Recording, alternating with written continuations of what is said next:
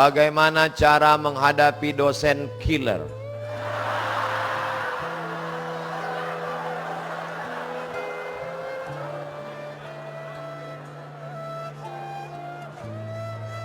Coba dipelajari dulu dosen ini, kenapa dia menjadi killer?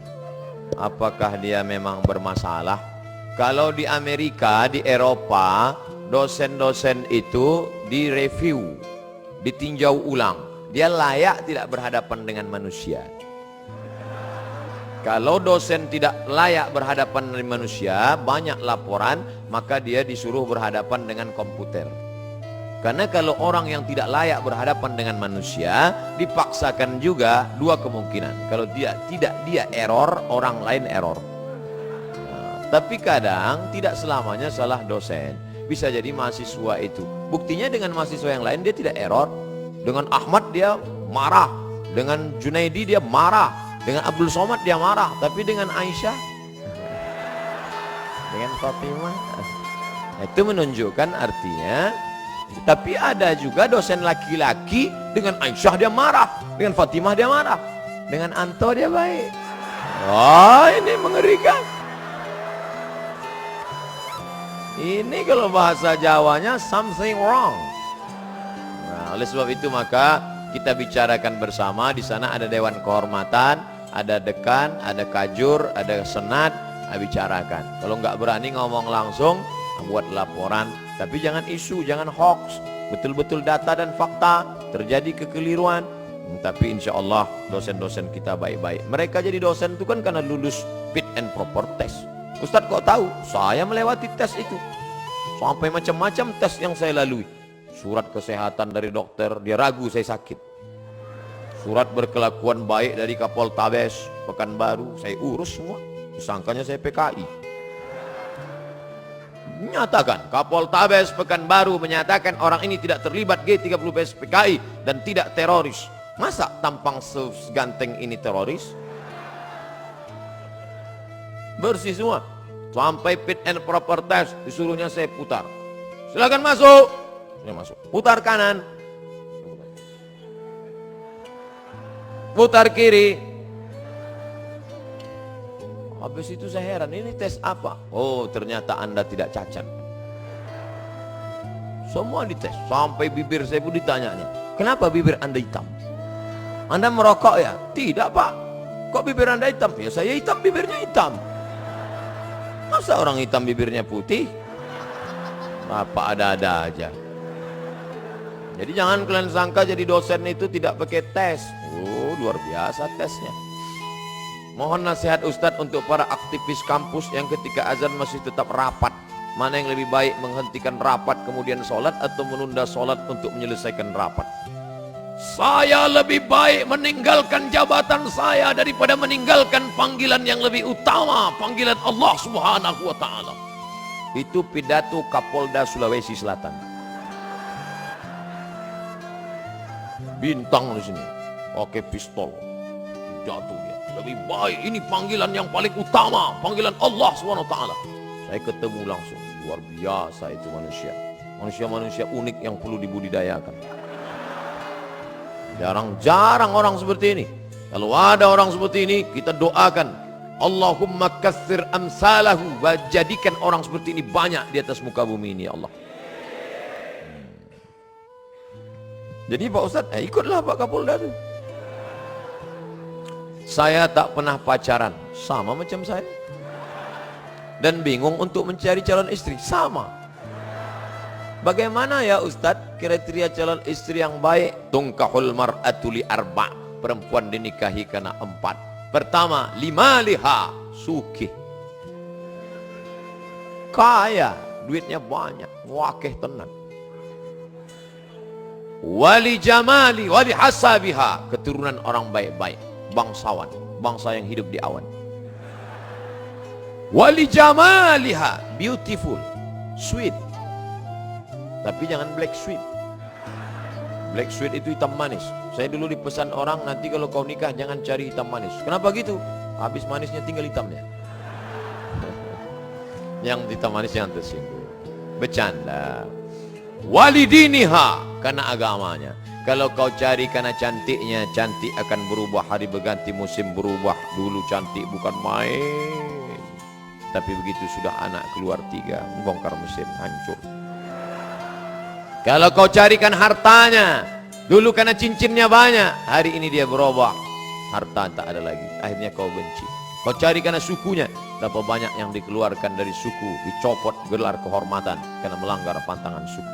Tapi kau carilah karena sesuatu yang tak lekang, karena lupa pula, tak lapuk karena hujan, tak lekang karena panas, itulah karena agamanya. Jangan kau cari terlalu cantik, nanti dituduh orang kau pakai pelet. Jangan kau cari terlalu jelek, nanti kau malu bawa dia kondangan. Yang sedang-sedang saja. Masalah jelek dan cantik itu kan relatif. Witing trisno jalaran suko kulino. Karena selalu dilihat lama-lama cantik. Laki-laki aja sering dilihat jadi cantik. Nauzubillah, LGBT. Oleh sebab itu kau cari, dan selagi kuliah nggak usah mikirin itu dulu. Pokoknya kau kuliah aja, nanti setelah kau berhasil ngantri mereka datang.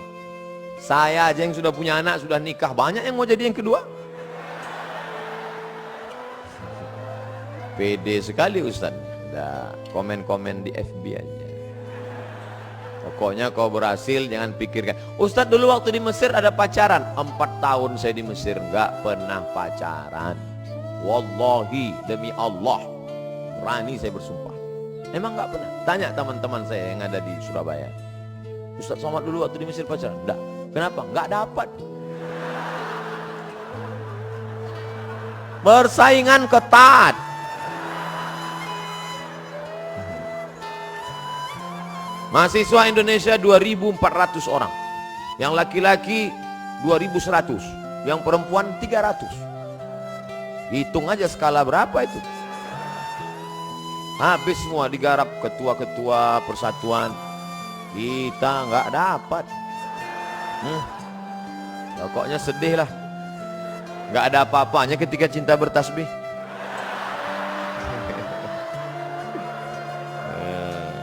Tapi nanti setelah kau berhasil, insya Allah, di mana ada gula. Saya pernah puasa meskipun masih minum saat azan subuh. Namun saat itu waktu di jam handphone saya, subuh masih kurang 1 menit. Azannya kecepatan 1 menit. Apakah puasa saya tetap sah? Jam 4:08 sudah ditetapkan oleh Badan Hisab dan Ruqyah. Di Kementerian Agama ada satu namanya BHR, Badan Hisab dan Ruqyah, yang menetapkan 1 Ramadan, 1 Syawal, dan yang menetapkan waktu sholat. Kalau sudah jam 4:08, maka yang jam 4:08 dia minum, puasanya batal. Tapi ada dalam hadis itu Pak Ustaz, apa kata Nabi? Siapa yang makan lalu kemudian mendengar azan, maka selesaikan makanannya. Makan dia, falyamdi, selesaikan makanannya. Itu dibaca syarah penjelasannya. Zaman Nabi, mereka azannya sebelum masuk waktu. Jadi kalau masuk waktunya jam 4:08, dia azan jam 4:06. Maka ketika dia azan, Allahu Akbar, Allahu Akbar, belum masuk waktu. Dan ketika nanti di ujung-ujung, as-salatu khairum minan naum, baru masuk 4:08. Maka saat Allahu Akbar di awal itu belum masuk waktu. Begitu kata penjelasan ulama. Tapi rata-rata muazin kita azan itu tepat masuk waktu. Ini kasusnya beda. Kata beliau, waktu itu di handphone saya belum masuk, sedangkan yang masjid sudah azan. Kalau begitu gimana caranya? Kita seragamkanlah handphone kita dan jam kita mengikut jam itu sekarang. Termasuk jam saya sendiri. Ternyata sekarang jam 5:59. Jam saya sudah jam 6:01. Waktu sholat berbeda tapi jam insya Allah sama. Berarti jam. Saya tidak mau hanya berceramah saja. Jam saya pun juga. Jam Bapak berarti sudah betul semua. Jam 5.59. Supaya jangan sampai nanti saya makan waktu azan. 5.59. Jam handphone pun gitu juga. Yang lebih parah lagi dia sebetulnya pura-pura aja. Kenapa kau makan? Kusangka tadi sudah masuk. Padahal dipakainya azan waktu Tokyo.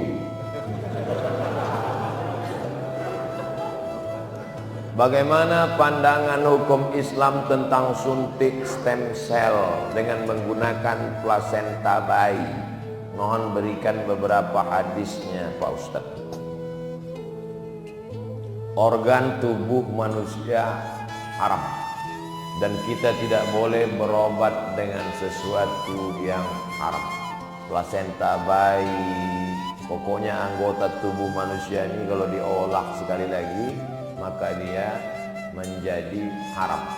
Badan tubuh anggota fisik manusia ini maka dia harus dikubur, termasuk rambut.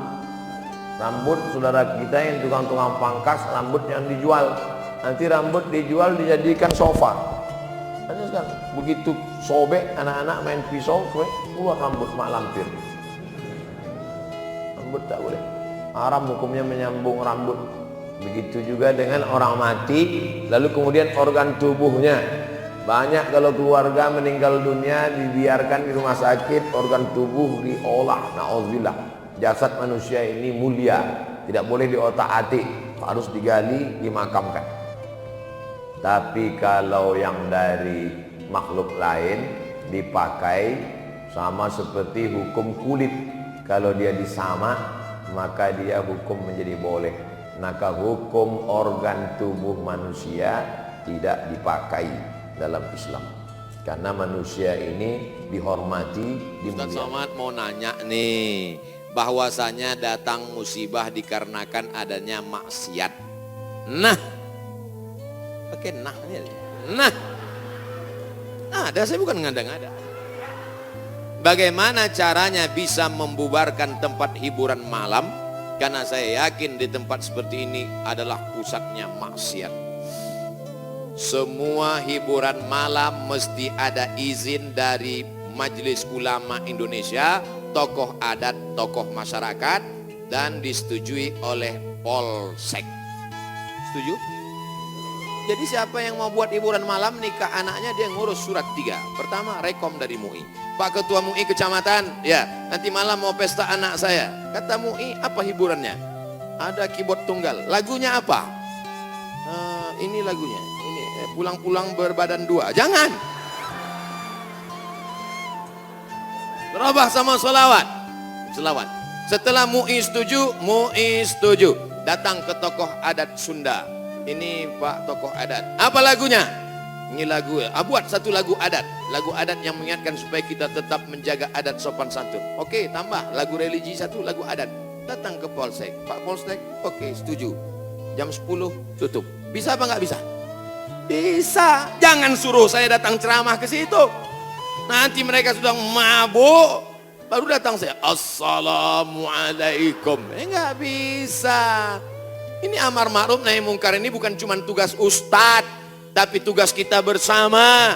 Di masjid ustadz menyampaikan ceramah, bapak ibu memfasilitasi, anaknya nikah, perbuatannya baik, sakral, menghalalkan yang haram. Tapi dalam itu dia sudah melakukan perbuatan haram, menyediakan narkoba, menyediakan pesta sampai malam. Insya Allah kalau sepakat yang 3, polisi, tokoh agama, tokoh adat, DPR tingkat kabupaten provinsi, peraturan daerah, pesta keramaian hanya boleh sampai jam 9 malam. Lewat dari itu pengawasan polisi boleh menangkap. Bisa atau tidak bisa? Bisa. Makanya kita harus berjamaah menangkal ini semua. Insya Allah kalau sudah orang-orang masjid duduk memilih wakil-wakil rakyat yang juga peduli, maka akan terwujud negeri kita tetap menjadi baldatun thayyibatun wa rabbun ghafur. Makanya sebarkan pengajian. Siapapun ustadz yang datang ngaji, Ustadz Jujun Junaidi ngaji, Ustadz Abdul Somad ngaji, Ustadz ngaji, datang duduk diam, dengar. Ada snack, makan. Nggak ada, istighfar.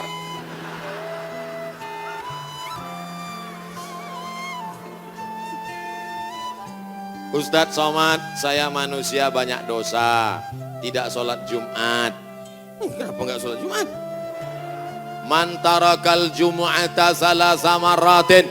Siapa yang nggak sholat Jumat 3 kali berturut-turut, tahawunan, bukan karena sakit, bukan karena darurat, tapi karena menyepelekan panggilan Allah, taba'allahu ala qalbi, Allah mengunci pintu hatinya. Kalau sudah hati terkunci, telinga tersumbat, mata tertutup, khatamallahu ala qulubihim wa ala sam'ihim wa ala absarihim ghishawah. 3 kali sholat Jumat kau tinggalkan, Allah mengunci pintu hatimu. Siapapun yang ceramah tak akan masuk ke telingamu. Na'udzubillah. Saya ingin bertobat dan sudah menjalankan taubat, maka sholat Jumatlah engkau. Siapa yang datang hari Jumat saat yang pertama seperti berkurban seekor onta, datang pada saat yang kedua seperti berkurban seekor lembu, datang saat ketiga seperti berkurban seekor kambing, datang saat keempat seperti berkurban seekor ayam, datang saat kelima seperti berkurban sebutir telur ayam. Sekarang banyak yang datang hari Jumat, jangankan telur ayam, telur puyuh pun nggak dapat. Datangnya kapan? Ketika khotib sudah naik ke atas mimbar, jamaah Jumat yang dimuliakan Allah, baru dia datang. Terlambat, udah terlambat sholat sunat lagi. Allahu Akbar. Pakai baju kaos tertulis, emang masalah buat lo. Orang kalau taubat itu malu sama dosa-dosa masa lalu, bukan bangga. Ini banyak juga orang udah taubat. Ustaz Somad, saya ini baru hijrah. Dulu semua saya minum, semua narkotika saya pakai. Ente taubat apa sombong? Orang taubat mengenang dosa itu melelehkan air mata, nangis. Ada juga bukan bangga. Ada juga sebagian jamaah sudah taubat nangis. Ustaz, saya, kamu menyesal minjam uang. La ilallah. Kenapa hati ini masih keras Ustaz? Belum bisa nangis di saat tahajud Ustaz. Datang seorang bertanya kepada Nabi, an qaswatil qalbi, hatinya keras. Apa kata Nabi? At'imil masakin wamsah ra'sal yatim. Kalau mau melembutkan hati, kasih makan fakir miskin, usap kepala anak yatim. Siap? Ngaji jangan ditunda-tunda. Pulang dari sini langsung mampir ke rumah makan, beli nasi bungkus, bawa ke panti jompo. Anak mereka sudah meninggal, hidup sebatang kara, belikan kain sarung, langsung datang. Assalamualaikum Bapak Ketua Panti Jompo. Waalaikumsalam. Berapa semua orang jompo di sini? Ada 100 orang. Saya mau makan siang sama mereka. Semuanya 2 orang aja. Kebetulan kok nasinya cuma 2 kan. Melihat mereka nanti menyuap, menggeletar tangannya memasukkan nasi yang kau masukkan, maka disitulah hatimu akan lunak. Pergi ke rumah anak yatim, tanya, anak yatim sudah berapa bulan gak bayar uang sekolah. Lihat bajunya, dijahit, sobek, dijahit, sobek. Rupanya kain sudah lapuk. Kain kelas 1 dipakai kelas 6. Belikan bajunya, senangkan hatinya. Nabi yang mengasih resep ini, an qaswatil qalbi. Azab yang paling hebat bukan miskin, azab yang paling dahsyat bukan susah. Azab di atas azab adalah hati yang keras. Wa inna minal hijarati lama yatafajjaru minhul alhar. Ada batu keras tapi masih bisa mengalirkan air. Wa inna minha lama yahbitu min khasyatillah. Ada batu yang keras tapi hancur berkeping ketika takut kepada Allah. Di atas bukit Tursina, saya ketika naik ke atas bukit Tursina di Mesir, tempat Nabi Musa menerima wahyu, itu nampak batu-batu hancur. Kata imam masjid yang ada di atas, inilah batu yang hancur saat takut kepada Allah SWT. Tapi kalau sudah hati menjadi keras, maka tak akan meleleh apa-apa. Kalau ada orang tidak meleleh apa-apa, pelit, medit, bakhil, itu salah satu ciri hati yang keras. Lunakkan hati dengan banyak bersedekah. Saya kalau ikut pengajian, telinga saya tahan. Kalau ikut sholat malam, mata saya tahan. Kalau datang ke masjid, kaki saya tahan. Tapi kalau sudah keluar duit, dompet saya nggak tahan. Banyak orang ketika keluar, alhamdulillah masjid ini adalah wakaf orang-orang baik di Panyawangan, di Jawa Barat. Ternyata orang-orang Sunda, orang-orang Jawa Barat ini berwakafnya tidak tanggung-tanggung, langsung satu masjid. Mudah-mudahan akan banyak wakaf-wakaf yang lain insya Allah. Amin. Sekarang banyak juga orang berwakaf. Ustaz Somad, itu tanah saya wakafkan. Mantap. Begitu diurus di Badan Pertahanan Nasional, rupanya suratnya 5. Kenapa kau wakafkan tanah bermasalah? Karena bermasalah, itulah saya wakafkan Ustaz. Alhamdulillah. Kalau hatimu masih keras juga, hadirlah di tempat penguburan jenazah. Berdirilah di tepi kubur tempat jenazah. Kubur, suruh kawan satu nyenggol dari belakang. Masuk kau ke dalam, kau sambut jenazahnya, kau pegang masuk ke lubang, terasa dingin dari bawah. Sadarlah bahwa kau juga akan mati masuk ke dalam. Rumahmu yang besar tinggal, istrimu akan nikah dengan brownies. Mobilmu yang mewah akan dijual, suratnya akan berganti di kantor Samsat. Tanahmu akan diganti akte notaris. Kau hanya akan membawa 2-3 helai kain kafan, digulung macam dodol Garut. Apa yang kau bawa mati menghadap Allah Subhanahu wa taala? Ada orang Islam mati bawa seragam, ada. Tadi saya baru dikasih jaket kulit, sayang sekali. Tapi jaket itu pun tinggal kalau kau mati, Abdul Somad. Kenapa nggak dipakai sekarang? Panas. Apa yang kau bawa mati? Kalau pernah kau usap kepala anak yatim, kalau pernah kau infak sedekah untuk masjid, itulah yang akan kekal abadi. Yang mewakafkan tanah ini sudah meninggal, tapi terang kuburnya, lapang makamnya insya Allah. Amin. Pikirkan, orang yang cerdas bukan yang IP-nya 4, orang yang cerdas bukan otaknya hebat. Al-Kayyis, orang yang cerdas, mandana nafsahu, mampu menekan hawa nafsunya, wa amila lima ba'dal maut. Dia beramal, berpikir setelah mati. Ini banyak orang mikirnya setelah pensiun. Saya alhamdulillah Pak Ustaz udah siap nih setelah pensiun nanti. Emangnya yakin malaikat maut datang setelah pensiun?